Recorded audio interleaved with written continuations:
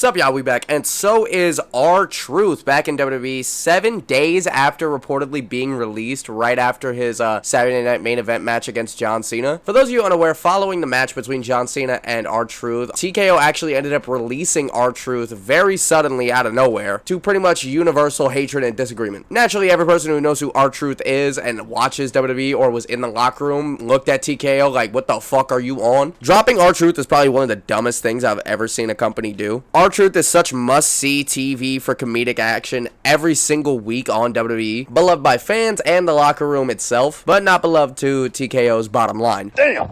Yeah, for around a week straight, we've heard the chants of, we want truth, we want truth. It got to a point that they were chanting, we want truth during the Money in the Bank matches. And we actually did get truth at the end of the pay-per-view when John Cena and Logan Paul went to go against Cody Rhodes and Jey Uso. R-Truth ended up interfering in the match dressed in all black. And I'm not gonna lie, I knew who it was immediately off of them Nike gloves, yo. R-Truth with them Nike black gloves is like a young nigga with fresh black Air Force Ones. The last time I remember seeing them Nike gloves is when he was smoking a cigarette while smoking John Morrison's pack on a Monday Night Raw. And John Morrison, my fave. A lot of people are speculating because of the look and because of how he came back. Is he going to be going through a character change? Is he going to be transitioning away from the more traditionally funny comedic character that he is and more into a more serious crash out kind of character? 12 seconds later. You think I'm a gimmick?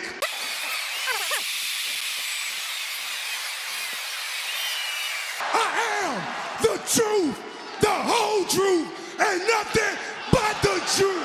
He's also no longer going by R-Truth. They're now referring to him by his name, Ron Killings. Which, by the way, what a dope fucking name, Ron Killings. Even if R-Truth decided to actually continue being a rapper and didn't want to be a pro wrestler, Ron Killings is a fire name. But there's been a lot of obvious discussion about whether or not this was a work by Triple H and TKO, with Triple H himself saying so in the post-PLE interview stuff that they were doing. And I gotta be honest with you, anybody who actually trusts that or believes that this was a work, actually trusts that or believes that this was a work, you might as well remove your brain from your skull and chuck it into the Hudson River, because clearly you're not using it. There's been a lot of criticism in 2025 with how much TKO and Triple H kind of lift the hood on pro wrestling and keep everything very transparent. With that comes moments where Triple H kind of has to pull a Dana White and tell you, yeah, this is totally what we had planned all along. Can't you see how brilliant we are with the booking? We only wanted you guys to believe that R-Truth was released for no fucking reason, just to bring him back for no fucking reason a week later during the main event on Money in the Bank, where the undisputed champion and the world champion are in a tag team match against each other with Logan Paul and Cody Rhodes. To me and anybody with half a fucking brain cell, it's pretty obvious that this was just a very quick turnaround, a very quick decision reversed due to all of the negative backlash, all the chants from the crowds of the shows, the reactions behind the scenes in the locker room as well. But yeah, TKO didn't want their wrestlers repping R-Truth or Carlito merch on the shows after their release, literally censoring the locker room from showing their love to R-Truth. But thankfully, they kind of came to their senses and realized how much of an asinine decision it was to release Ron Killings. I do think it is a bit stupid that they're trying to play it as a thing where like, hey, we got you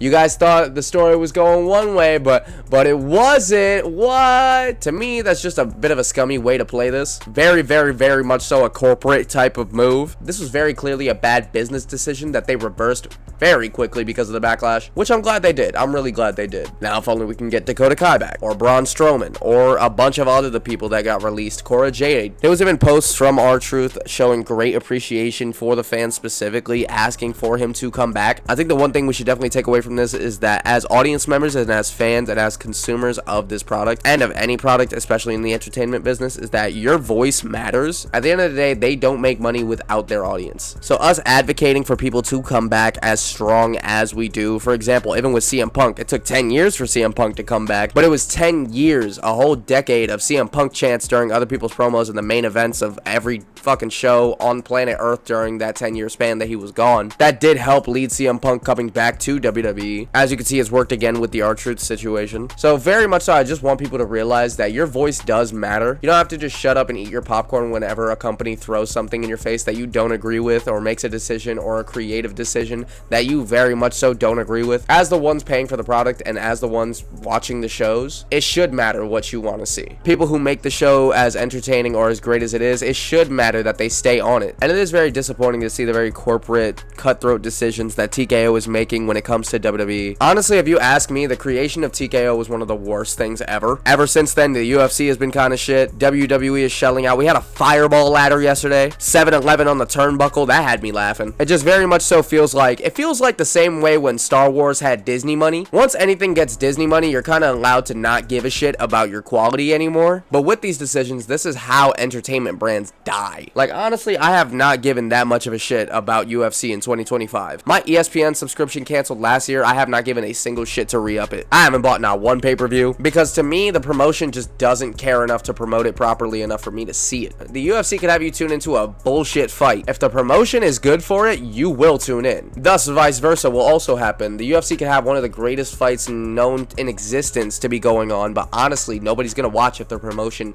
is shit. The UFC used to do proper high quality trailers and commercials for their events, kind of like what Riyadh season does. Nowadays, they kind of just rely on Nina drama interviews. When companies don't really care about their audiences or what their audiences want or what is best for their audiences and more so what is best for their business, it's really heartbreaking to see. Speaking of the UFC, Sean O'Malley actually got rinsed by Merab. It was bad, dude. It was bad. Sean said that he was quitting all his vices leading into the fight. Like, he wasn't jerking off, he wasn't drinking, he wasn't smoking, he wasn't doing nothing. He didn't even dye his hair again this fight. But yeah, that did not help his ass a single fucking bit against Merab. It was bad, yo. Actually, speaking of Merab and Sean O'Malley, it actually does kind of tie into the last point, because something as incredible as the UFC Sphere event that went down, that will most likely never happen again. And even Dana White said that it would never happen again, but it was just because of how expensive it was. But if you look at the Sphere show, there's a lot of unnecessary things that they did that definitely made the show way more expensive than it needed to be for them. I still very much so think that the Sphere can be a solid location for UFC events if they just treat it like a normal event and not try to have a whole, like, you know, ancestral cultural movie with crazy graphics going on the screen here and there. If you just have it be a regular normal show, people would still buy that out. The Sphere is a location that you would fly out to go to, and because of how expensive it was and because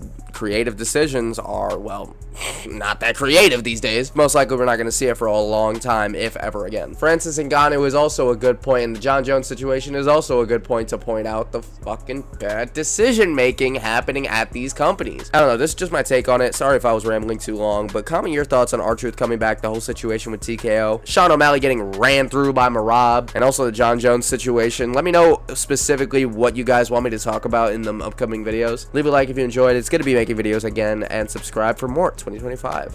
Later, y'all. My secrets and my heart is what I gave to you. In return, you see nothing but a lame excuse. And it's wow, I did everything just to see you smile. I've been thinking about you for a while. Responding to your pics and your vids. Now I see you just do it for the gram. And you talking on your man.